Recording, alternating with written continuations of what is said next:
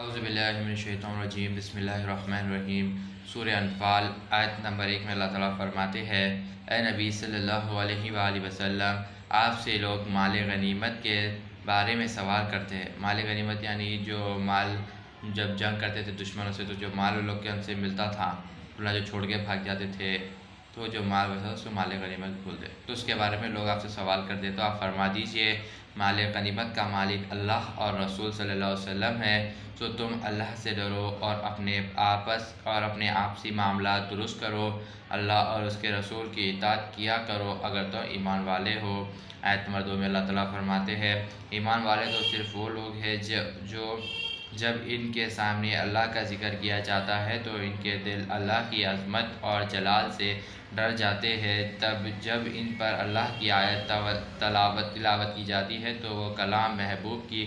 مزہ اور حالت آفرین بتاتے ہیں، ان کے ایمان میں اضافہ کر دیتی ہے اور وہ ہر حال میں اپنے رب پر توکل رکھتے ہیں اور کسی غیر کی طرف نہیں جاتے۔ آیت نمبر 3 میں اللہ تعالیٰ فرماتے ہیں، یہ لوگ ہیں جو نماز قائم رکھتے ہیں اور جو کچھ اللہ نے ان کو دیا ہے ان میں سے اللہ کی راہ میں خرچ کرتے ہیں۔ آیت نمبر 4 میں اللہ تعالیٰ فرماتے ہیں، حقیقت میں یہی لوگ سچے مومن ہیں، ان کے لیے ان کے رب کی بارگاہ میں بڑے درجات ہے، مغفرت اور بلند درجہ رزق ہے۔ آیت نمبر 5 میں اللہ تعالیٰ فرماتے ہیں، یہ حبیب صلی اللہ علیہ وآلہ وسلم جس طرح آپ کا رب آپ کو آپ کے گھر سے حق سے جہاد کے لیے باہر نکال آیا، حالانکہ مسلمانوں کا ایک گروہ اس پر ناخوش تھا یعنی مکے سے ہجرت کرنے کے واسطے تھوڑے لوگ ناخوش تھے، تھوڑے لوگ وہ تھے کہ یہیں سے رہ کے جہاد کریں گے بول کے۔ آیت نمبر 6 میں اللہ تعالیٰ فرماتے ہیں، وہ آپ سے اس بشارت کا ظاہر ہو جانے کے بعد بھی جھگڑنے لگے، اے اللہ کی مدد آئے گی اور لشکر محمدی کو فتح نصیب ہوگی، وہ موت کی طرف ہانکے جا رہے ہیں اور وہ موت کو آنکھ سے دیکھ رہے ہیں۔ آیت نمبر 7 میں اللہ تعالیٰ فرماتے ہیں، اور وہ وقت یاد کرو جب اللہ نے تم سے کفار مکہ کے 2 گروہ میں سے ایک کو غلبہ اور فتح کا وعدہ فرمایا تھا کہ وہ یقیناً تمہارے لیے ہے، اور تم یہ چاہتے تھے کہ غیر مسلمان کے کمزور گروہ سے لڑ کے جیت جائے، اور اللہ یہ چاہتا تھا کہ اپنے کلام سے حق کو حق ثابت فرما دے اور دشمن کے بڑے لشکر پر مسلمانوں کی فتح ہو، کافروں کے شام کا شوکت جرد کاٹ دے۔ آیت نمبر 8 میں اللہ تعالیٰ فرماتے ہیں، تاکہ بدر اس عظیم کامیابی کے ذریعے حق کو حق ثابت کر دے اور باطل کو باطل کر دے، اگرچہ مجرم لوگ حق و باطل کے نتیجے کو ناپسند ہی کرتے تھے۔ آیت نمبر 9 میں اللہ تعالیٰ فرماتے ہیں، وہ وقت یاد کرو جب تم اپنے رب سے دعا کر رہے تھے کہ تو اللہ تمہاری دعا قبول فرمایا اور فرمایا کہ میں 1000 کے بعد 1001 کے بعد فرشتوں کے ذریعے تمہاری مدد کرنے والا ہوں، یعنی 1000 فرشتے بھیج کے اللہ تعالیٰ جنگ بدر میں مسلمانوں کی مدد کرنے والے ہو کے بول دیے تھے اللہ تعالیٰ۔ آیت نمبر 10 پہ اللہ تعالیٰ فرماتے ہیں، اور اس مدد کو اللہ نے بشارت بنایا تھا اور یہ اس لیے کہ تمہارا دل مطمئن یعنی سکون ہو جائے، اور حقیقت میں تو اللہ کی بارگاہ سے مدد کے سوا کوئی مدد نہیں، بے شک اللہ ہی غالب حکمت والا ہے۔ آیت نمبر 11 میں اللہ تعالیٰ فرماتے ہیں، جب اللہ نے اپنی طرف سے تمہاری راحت و سکون فراہم کرنے کے لیے تم پر غنودگی یعنی نیند فرما دی اور تم پر آسمان سے پانی اتارا تاکہ اس کے ذریعے تمہیں پاک کر دے، اور تم سے شیطان کے باطل وسوسے کی گندگی تم سے دور کر دی، اور تمہارے دلوں کو یقین سے مضبوط کر دے، اور اسے تمہارے قدم خوب جما دے۔ آیت نمبر 12 میں اللہ تعالیٰ فرماتے ہیں، اے حبیب صلی اللہ علیہ وآلہ وسلم، آپ وہ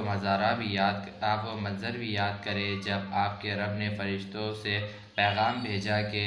اصحاب رسول کی مدد کے لیے میں بھی یعنی اللہ تمہارے ساتھ ہے، تو تم